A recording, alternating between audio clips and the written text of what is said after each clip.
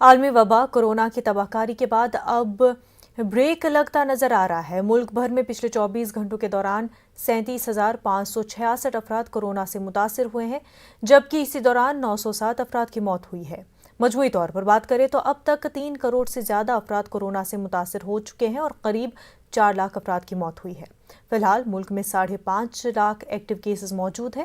Corona ٹیکہ کاری کی مہم بھی کافی تیزی سے چل رہی ہے۔ یہی وجہ ہے کہ گزشتہ روز ہی ہندوستان سب سے زیادہ ٹیکہ لگانے والا ملک بن گیا تھا۔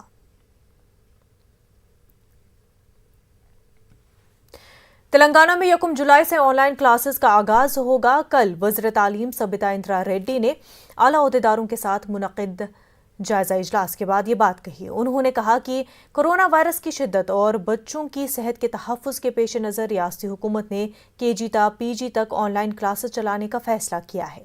اس دوران صرف 50% اساتذہ کو ہی ڈیوٹی پر حاضر ہونے کی ہدایت دی گئی ہے اور خانگی اسکولوں کو GO نمبر 46 پر سختی سے عمل کرنے کی ہدایت دی گئی ہے، جس کے تحت پرائیویٹ اسکولوں کو صرف ٹیوشن فیس وصول کرنے کی اجازت رہے گی۔